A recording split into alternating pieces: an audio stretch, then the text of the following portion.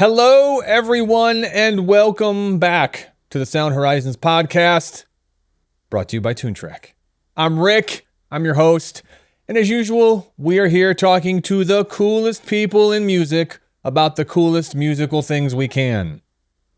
Speaking of cool people, please, interweb, internet, people online, trolls included, help me welcome today's guest on the Sound Horizons podcast, none other than Mr. Jeremiah Scott.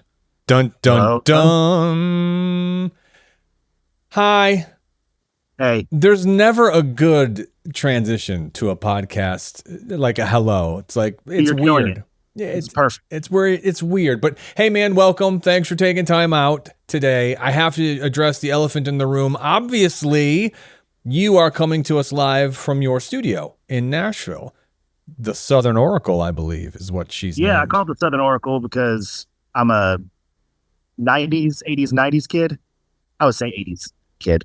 And a lot of that stuff that I watched and consumed or whatever is still with me today. Like, I'm looking at a Conan the Barbarian original movie poster right there that's framed up and everything. I'm looking at the Michael Myers action figure behind you, the Halloween 2 pumpkin. Yeah, those reactions. So yeah, I love it. Folks did not care if I watched whatever, and I would watch. And they shouldn't. Worst stuff.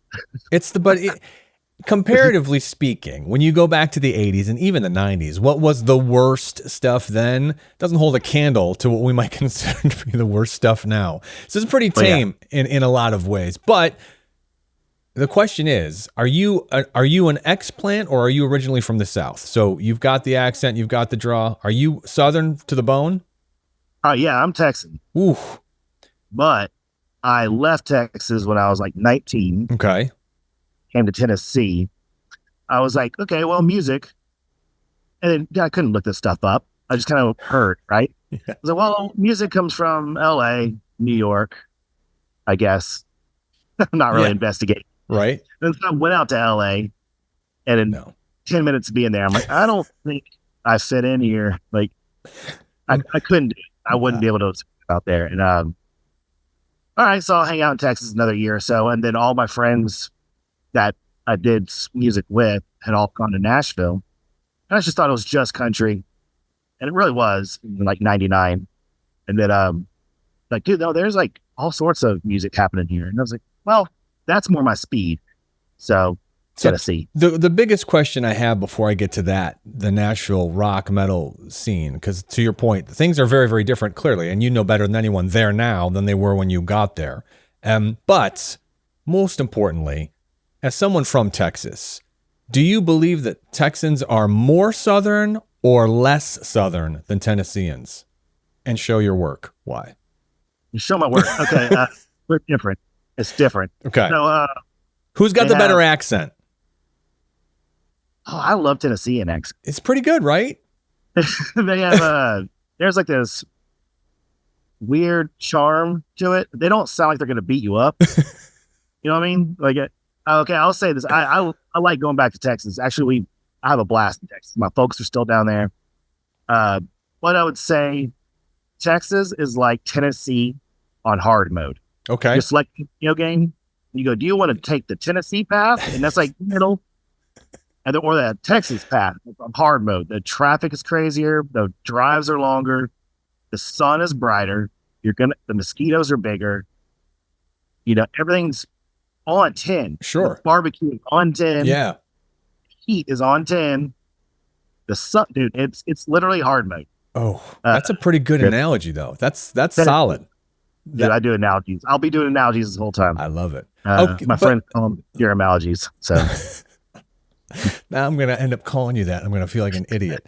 So, but you brought up a great point, because as of recently, and by recently, let's just say like the last 7 to 10 years, Nashville seems to have been starting to embrace and open itself up to a lot more opportunity for people in the rock world, the metal world, music that may not traditionally be associated with Music City, USA. And you've been there that entire time. I mean, you've probably seen it being ushered in. What is that like? Because I find many men like you who are entrenched in the rock and the metal worlds are thriving, doing incredibly well in Nashville. And that's not normally, as you know, something people would equate to Nashville.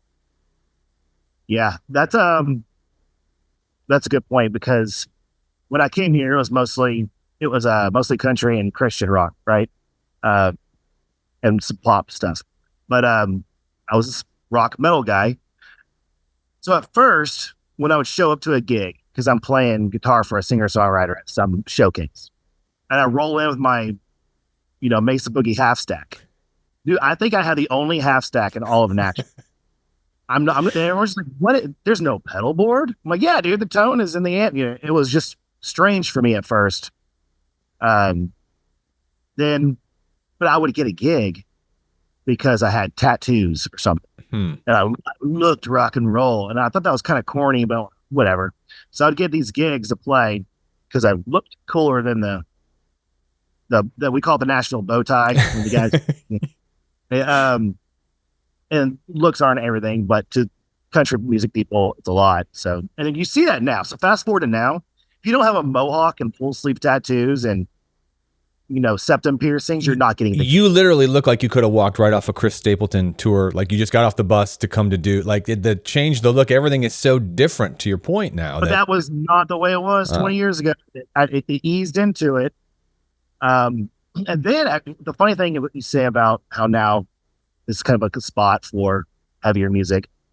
I can list, over 10 guys that weren't here when I was here that I would lose work to, because a band would be like, yeah, we might record Jeremiah, but, oh, he's in Nashville. Nashville's lame. We're going to go to this city because it's cool, right? Right. So I would lose work to all these guys that lived all around the U.S. because Nashville wasn't cool. Then they snuck up on me. They all moved here right when it became cool to move here. I don't know, like 2008, 9, 10-ish is what started.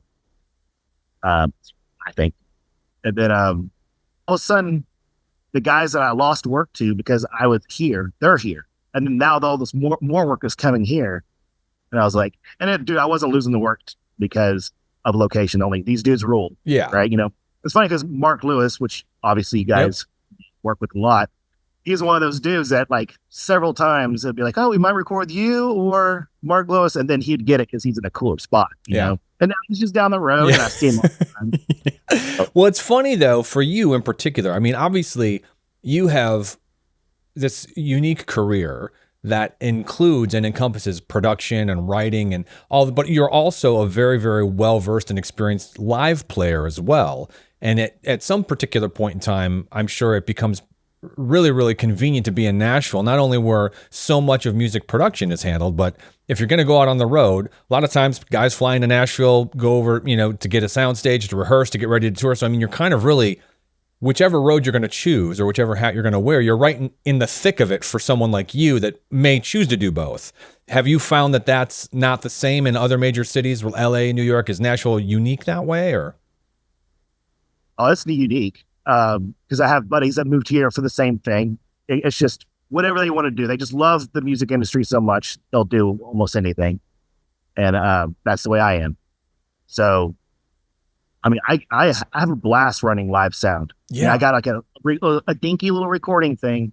Dude, I've done corporate stuff where it's like mics, and then there's this girl walking around with an electric violin plugged in, and it's like a bougie corporate thing. Yeah. But I'm running the whole sound for it. Dude, I love that. I love all that stuff. And I love playing. I love all these things.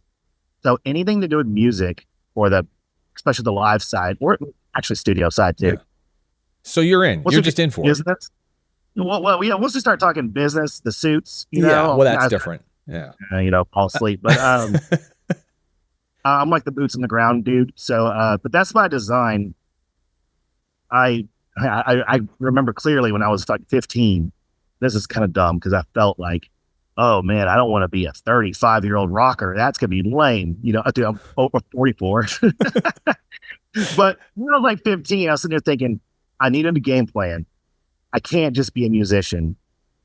I have to do other things so whenever I do age out, I can still be involved. Sure. Well, and so I'll start recording. I'll learn how to hook up these mics and I'll see somebody doing something, and if I feel like I can do it, pretty soon I'm going to kind of push that person out of the way and I'll just do it myself.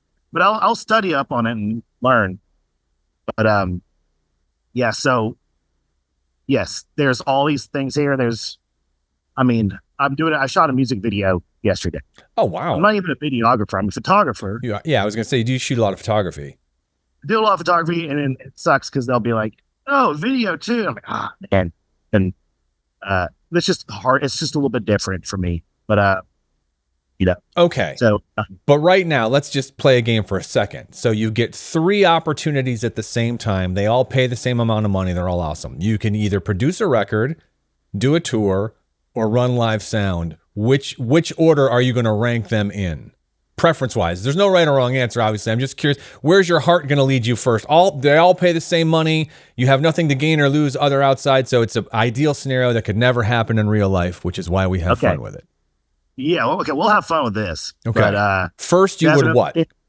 Record. Okay, you'd record. Oh, wait, it was record or tour? It was record, tour, or live sound. Those are the 3. What order would you put them in? Okay, so touring, I'm touring, I'm playing. Yeah.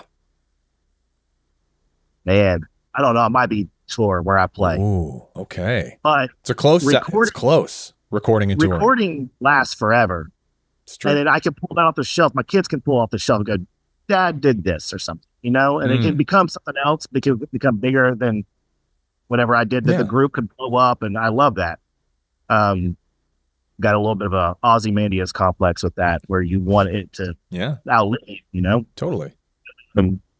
Touring is, some guys hate it.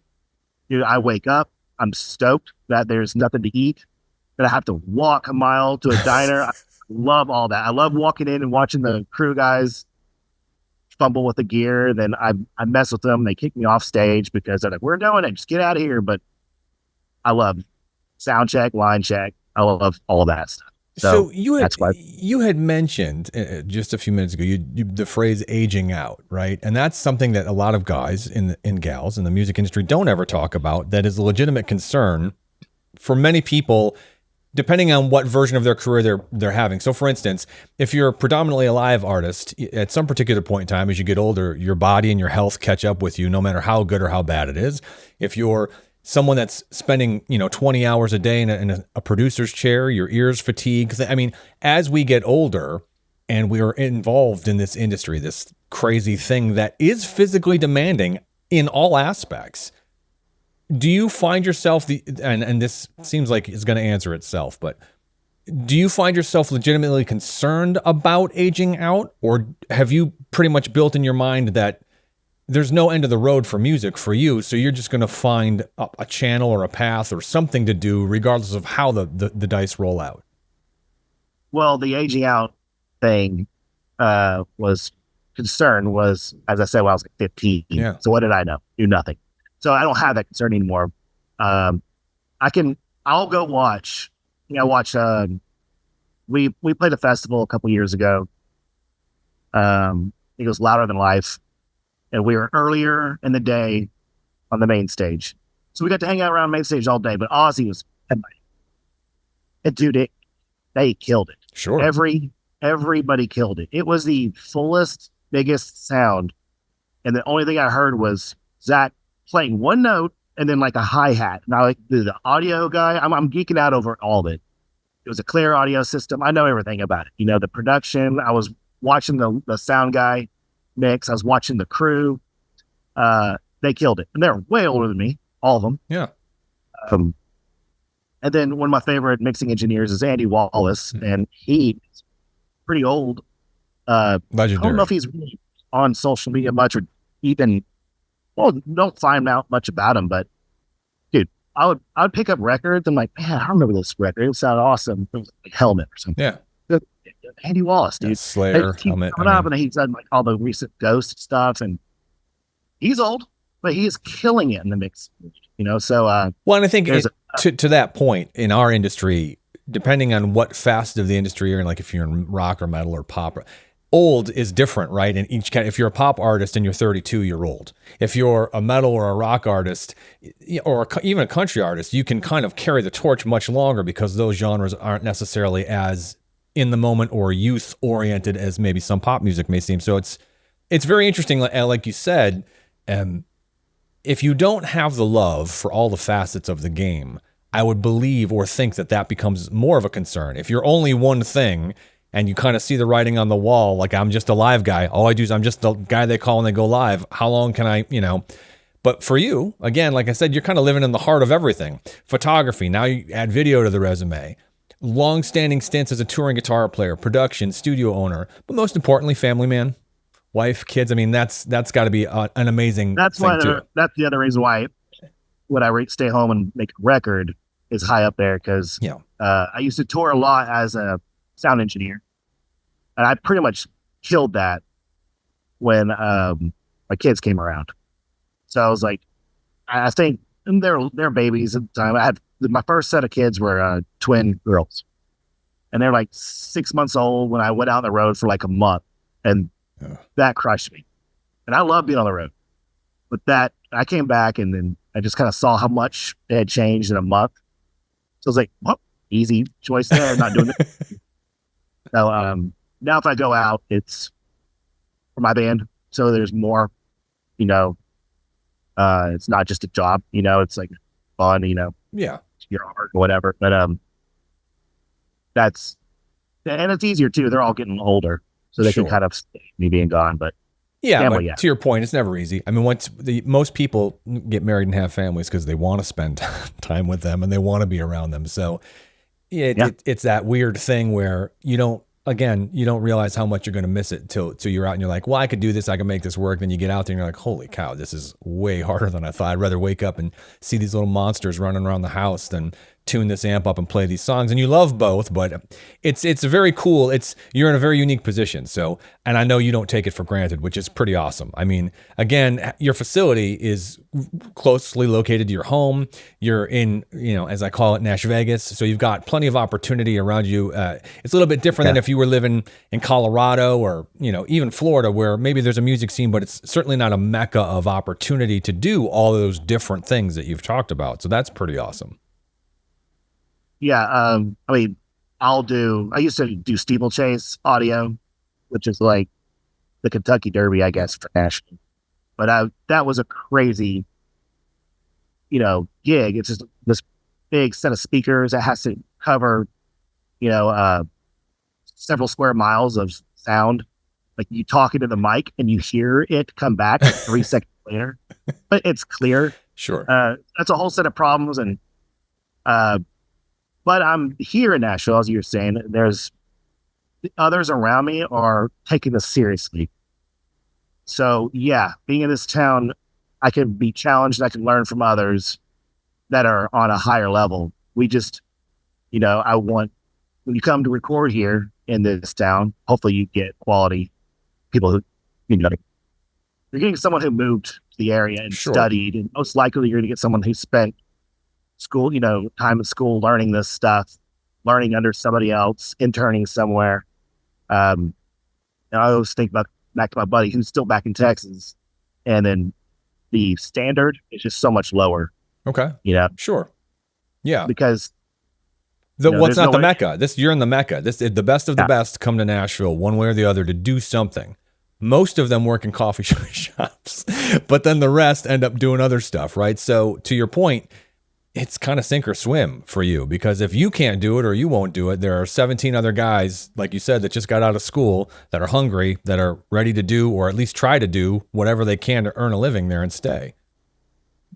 Yep. Let me ask you this question, because you have a unique perspective, because you're still relatively involved in all of these facets like we've talked about. As you dive more into producing and making records, how much of your live mixing experience or what you've learned, how much of that is sort of filtering into the way you produce or the way that you look for tone, or is it not? Do you treat them separately? Do you have your studio, these are my studio ears, these are my live ears? Well, I wouldn't say it affects my mixing. It affects, if I was songwriting or producing, like I was shaping somebody else's sound, or I was songwriting and shaping my own thing, I can't help but to think of the live scenario as well. So oh, should we speed it up? Let's say that, or should this guitar be driving the whole time? I think of the live scenario, like what would make that crowd go, oh yeah, okay. So it affects that, but they're different, man. I was studio first, then live, and when I went out in the live world, I'm glad I did both. But at first, I was the joke is, oh, you're just a studio guy. Huh, good luck, because if something goes wrong in here, if there's a bad cable or you're not getting signal in your signal flow, do you have like 5 seconds, 10 seconds to figure it out live, right? And then the longer you take to chase down that little bug or dialing that kick drum sound or whatever, you're just killing time. So you got to go fast. Yeah. And, I think one of the first live gigs I was doing with a bunch of other engineers there watching me, I was spending like several minutes getting the kick drum dialed in, and they're just like rolling their eyes. And then now I know I can dial the kick drum in 10 seconds, move on. Sure. Sculpt it into the mix later. So, just because you have time and you can fumble around and experiment a little bit in the studio, I think it's easier to do it in here. Sure. But out in the live world, I sharpen those skills. So now, actually, I've seen it happen. When I did drums a couple of weeks ago, and then the guy who's a pro, he's session drummer, and he was listening to his ears, and he's like, "This is like one of the best in-ear drum studio mixes I've ever heard." Sure. And my live was also, and I got it like that. He's like, dude, it was almost immediately exactly how I wanted it. And I'll keep going, all right, one more of that, less of this. He's like, don't touch it. So I've gotten excited about how the experience in here, if it's really comfortable, then they're not gonna be worried about that. I can't quite hear my feet that much, or I can't really hear my vocal that well, but whatever. If it's not comfortable, then they're going to be thinking about that the whole time. They can't be creative. You know what I'm saying? So, and you have live help. That's okay. You have the advantage though too. There are a lot of productions that you work on that are, I'll call them like repeat offenders. Like you work with Living Sacrifice a lot. You work with obviously Demon Hunter a lot. As you settle into the role of kind of progressing in these productions with these bands over time, do you find that your approach to recording these bands, especially a band like Demon Hunter, which you're obviously still in, you're intimately familiar with, do you find that you start to approach them differently as you progress, or do you just kind of have this is the Demon Hunter drum sound, this is the Demon Hunter guitar sound, or how does that work in your world as you work with these artists over and over and over again? Oh, it's a discussion before. Living Sacrifice, every now and then they'll be like, oh, let's sound like early 90s Death again. Okay. All right. Well, then put down the quad cortex. We're going to mic up an amp. Yeah. You know what I'm saying? Yeah. Oh, yeah, no, but this is easier. It totally is. I mean, I have the quad cortex.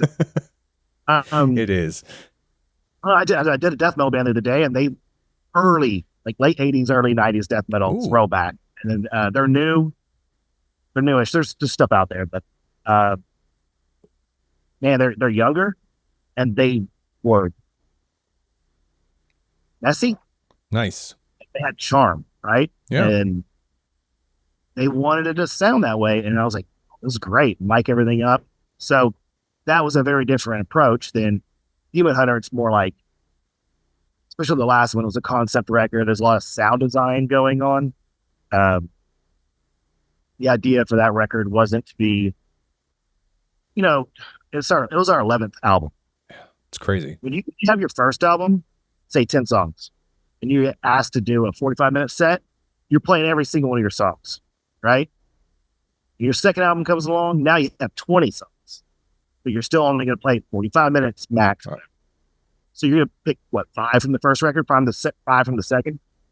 And you have 11 albums where we can squeeze 1 to 2 songs per record into a set if we're trying to cover everything, sure. Right? And our fans kind of want us to hit a little bit of all of it. So the more records you make, you start to think, well, this next album, say there's going to be 10, 11, 12, 13 songs on it. We might never play 9 or 10 of these, ever. Sure. So don't be so concerned about the recreation, treat it as like art. You know what I'm saying? It's a piece of art form. So we sculpt it and work on it, and it's going to exist forever on that vinyl or that CD or whatever, as is. Maybe we'll go back to it, but so that was a different experience than the death metal band, where those dudes have 10 songs only, and then they want to play them live, and they want it to sound like the record, because sure, what it was. We don't have that concern anymore because 11 records. That's a lot of records. That's a discography. That's, like you said, a lot of material to draw from. So, we have fun with it. We'll shape things up, and then for that record, all the drums were different for a song. This is a more speed metal kit. This is more like a big fat rock kit. Wow. So I have to change it, but I didn't break the kit down and build it back up. Right. I left it up. So I have to get an all-around kit that can do it all. Whereas the death metal band, it's oh yeah, let's deaden these kick drums. Let's, do the whole deal. Wow. Well, so, and you just kind of touched on the quad cortex. You're talking about gear. So yeah, because you're in the heart of Nashville, and historically speaking, Nashville, also being sort of a hub of the music industry from a commerce standpoint, okay? They generally tend to put a stamp on a sound. So for instance, there's the Nashville country sound. There's the Nashville rock sound. Are you noticing what is becoming a Nashville hard rock or Nashville metal sound where, I mean it in the nicest way, but it's sort of it's almost like a generic go-to. Like if you're going to mix a metal route, if you're a Nashville metal mixer, it needs to be this is what the snare drum sounds like. This is what the kick drum sounds like. You kind of have these standards that fall into place through these other genres in town. So I'm curious if that's catching up with metal or if metal's still the Wild West as far as you're concerned. Yeah, I don't know. I think everybody knows what metal should sound like. It's kind of, the blueprint's there. And there's only so many metal kick drum sounds, right? There's only so many different amps that could pull off that metal sound. No one's going to bring in a Vox AC30 to do guitars, for a metal record. Sure, of course. Saying so. I think we're all just kind of still following the same path. I think that was kind of laid out before. We're just evolving a little bit in the metal world. Now, basically, example, I'm doing a metal record and I want to pull up a metal tone. I know the top 5 I'm going to pick on my computer, right? Right.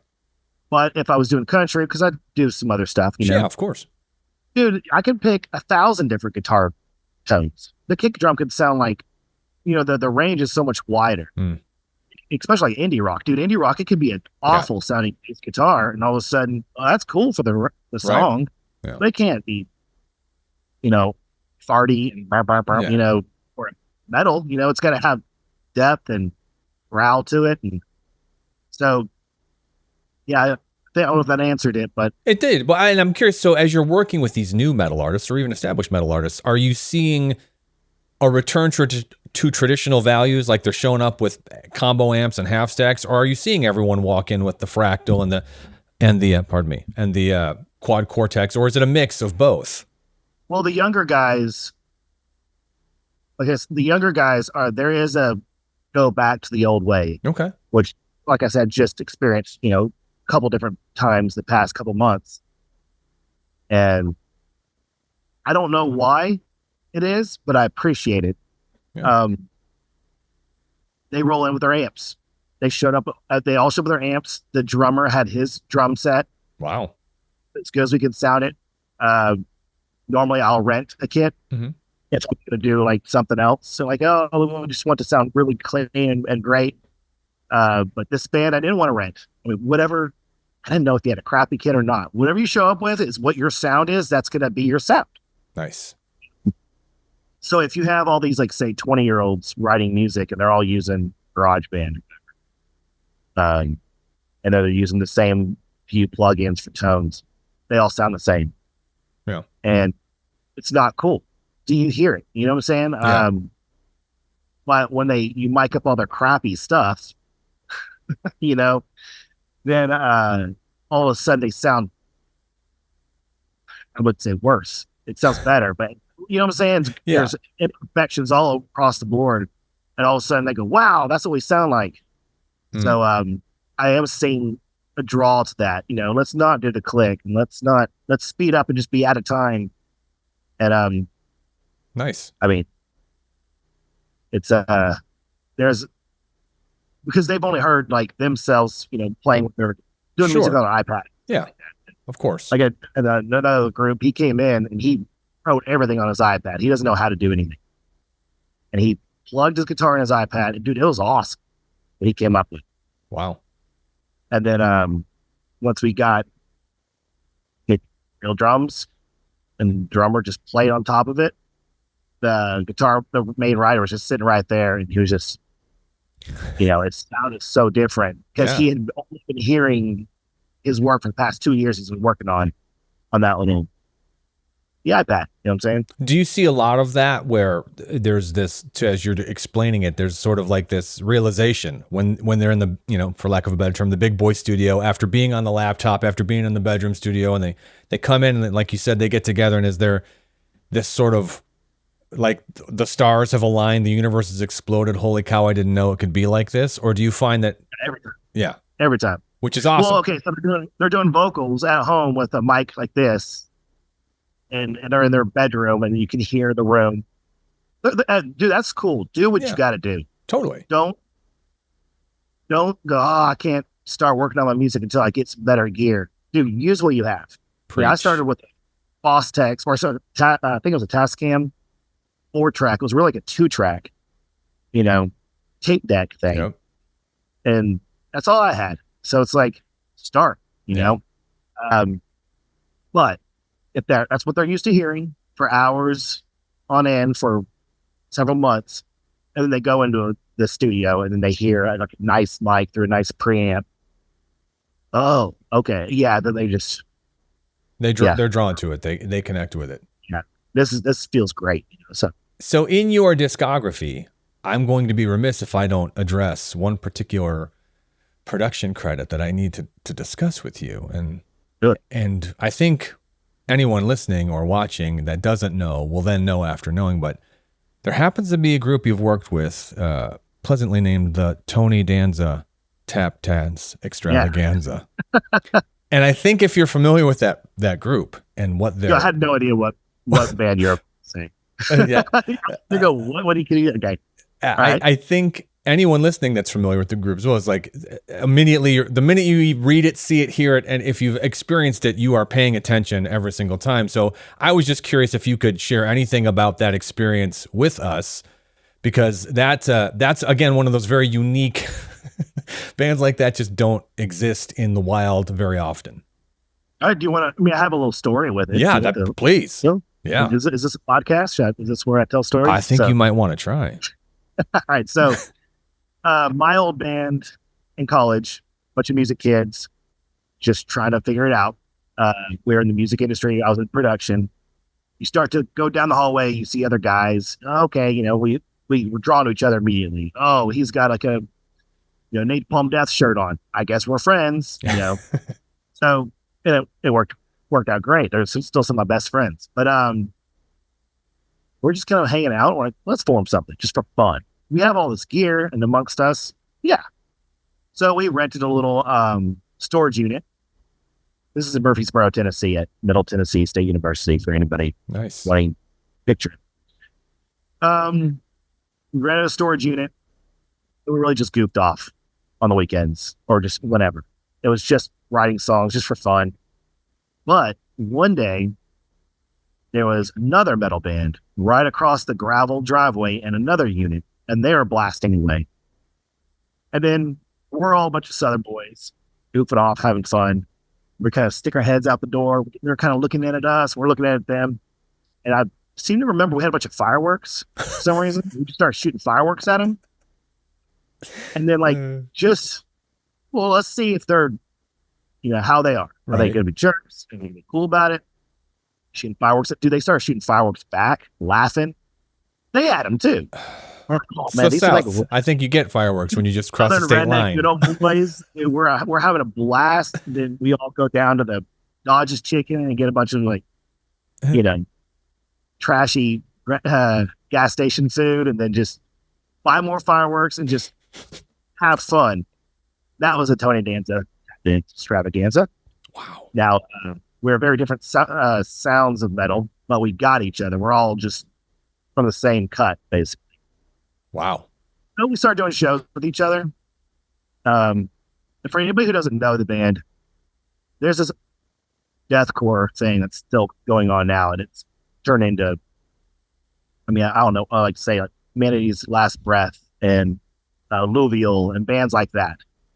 That I can go back and listen to Tony Danza, like, oh, Tony Danza was doing all this, but we didn't know how to put it together. So I recorded their second record and third record. I think part of the fourth record. I can't remember if I did that one, but getting the drums recorded was such a pain. And then the guitar, I couldn't keep track of any of it. I didn't know what is this? Is this a verse? Is this a chorus? And they're like, it's a part. It's a do-do-do part. Nice. It's a cha-cha-cha part. And there's that, and they'll call it, that's the Meshuggah riff, and that's the whatever riff. And I'm like, dude, these are just noises to me. So those are some really rad guitar players.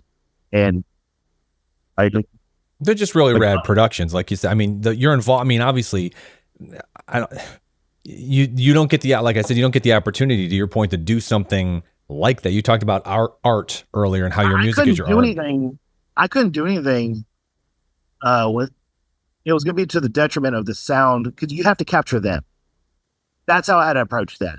I don't know how to shape this. I'm not going to produce it, really.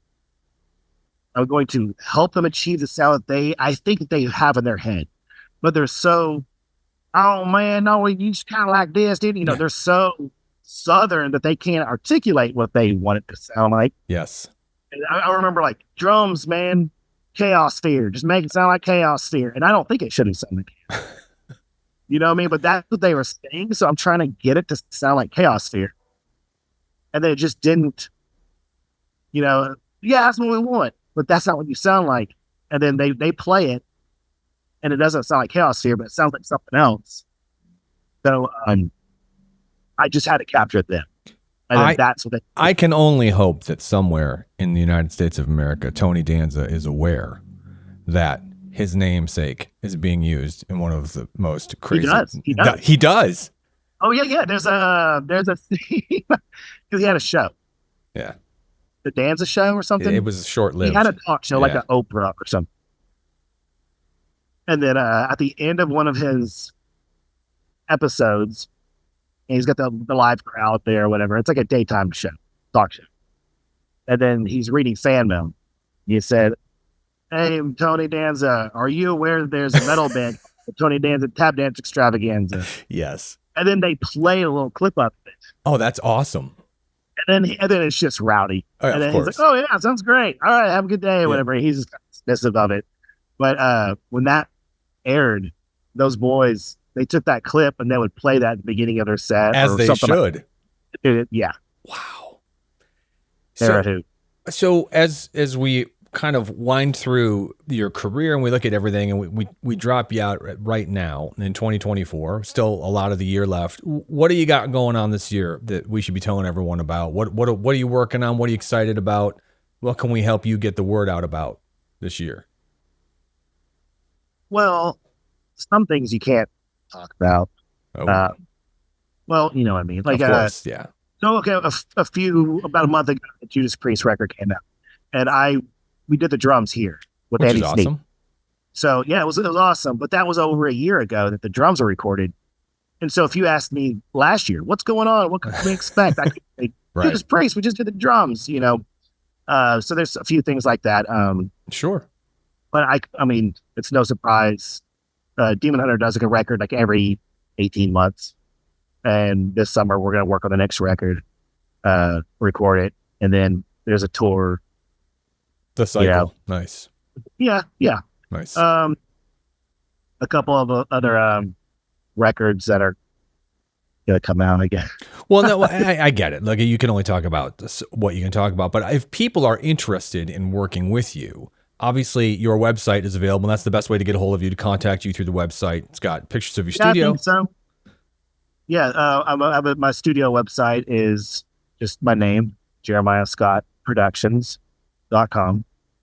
And absolutely, man, hit me up. And then, do you ever get confused for the MMA fighter with the same name? Do people ever think that's you, or contact your website thinking you're the MMA fighter's website? No, that's pretty obvious. I mean, there's been a few different Jeremiah Scotts that popped up here and there, and they kind of like, I don't know. You're the only one we care about. You're the only one that matters. You're the only one. You're the most important one. Yeah, I love it. It's like a designer that's Jeremy Scott. The high-end, high-fashion designers. Has anyone ever dared to? You don't look like a Jeremy to me. Has anyone ever dared to permeate your name? I mean, I guess people. I don't mind that. No, right. I was kind of called that by my dad. My mom called me Jeremiah. My dad called me Jeremy, but he shortens and messes up everybody's name. It's like a Southern thing, I think. Just not use the person's real name. Jerry. I don't like Jerry. I don't know why. See. And my closest friends would say that. Oh, Jerry's coming. I'm like, I just don't correct them, but I can't even make that connection. Like, if you were standing right there and someone pointed to you and said, Jerry's coming, I'd be like, well, where's Jerry? Because all I see is Jeremy. I wouldn't even make that connection. It's so foreign to hear and it hurts my ears. Don't say it anymore. I just don't even, I don't. There's like Patrick in my band. He was quite a bit younger than us. We called him Patty. Hate that. Nice. But only a few of us get to call him Patty. Well, sure, you earn it. Yeah, that's not going to happen. No. Patrick or Patches, whatever. All right. You've been super kind and super accommodating. We could probably talk for a couple more hours. I just can't say thank you enough. We're looking forward to checking in with you again, and again, thanking you for not only your time, but for all your contributions to the music, man. I mean, people that love hard music, heavy music, people that are interested in all of the things that we're talking about. I mean, you're kind of a household name, so it's a big deal for us to be able to talk to you. So we just wanted to say thank you. We're big fans of yours. So if there's ever anything we can do for you. Is there, can I say something? You can say whatever you want. If you want to, yeah. Do I want to? Well, I mean, just so you know, we're going out of our way. Everybody knows this. It's in the marketing and everything. I mean, a lot of times people see a manufacturer put a podcast or do something, right? And they're like, well, this is just going to be one big long sales pitch first. And that's the last thing we want to do. We believe we know the coolest people on the planet, and we happen to sometimes use software with them or sometimes not. But if you are being unscripted and unprompted and you want to share something, then you're trying to say goodbye and I'm trying to say not yet. I know, and I love it. I love it. I don't know if there's a session that I would open up and start that doesn't have some sort of Toontrack on it almost within the first 30 seconds of starting the session. Yeah. It's become like that's part humbling. of. I mean, I don't know. It's just I've got to go to something almost very quickly. And then it's going to just be a tool that just gets me going. And it several different, there's different things that it could be. It could be the piano. It could be I have all these pianos, but like, I don't use any of those. I use the Toontrack. It's just going to go for it. Definitely the drums and then all the easy mix up. So I'm using that a lot. And our songwriting, because we're all remote from each other, I mean, I couldn't stand to hear Ryan's drums that he would glue in one at a time. Oh, man. Like he's using samples from an old producer I'm talking like 2005. This guy gave him a kick and snare and a hi-hat and a crash. He goes, okay, all you got to do is drop these where you want them to be. Sure. He gave him that, and he would still using that method. And he's not an engineer. And so I was like, you got to step up your demos. Well, then he started having fun with it. And now his demos are blowing you away. Well, and that's to your point. I mean, for as much as we make production tools, the heart of the company is and always has been about songwriting. So to your point, it's about, and when you're songwriting, well, I mean, it gets talked about so often. And I think all songwriters, always chime in, yes, but creativity is fleeting. When you have some idea that you're trying to capture. Like you said, it's like if you've got to stop and be like, okay, let me go into this menu, sub menu. It's like you just want to open it, pop it in, and go. And to your point of working remotely, which is pretty much the standard for a lot of bands and folks in your position now, where people live spread out all over the world or the country. The ability to have consistent tools between all the members so that all the sounds are similar or the same or interchangeable, or you can all work on something and then they can leave it with you and you can do something and forward it around. I mean, if you would have told us all these years ago when this company started that was where this was all going to end up, we probably wouldn't have believed you. But I know that we're very humbled and grateful that people like you use our stuff. So that's as much Toontrack talk as I'm going to allow for the day, sir. That's it. Okay. All right. Yeah, it's but it's thank on you. session. But thank you. Dude, you're the best, and I hope your family continues to be well. I hope the weather coming up here in Nashville with the summer treats you kindly also. No guarantees there, though. It's still like you said, still cooler than Texas, so you got that going for you. I love it here. And we'll talk to you soon, man. Be good, and again, thanks for being on the show, everybody. Jeremiah, Scott, I can hear the applause.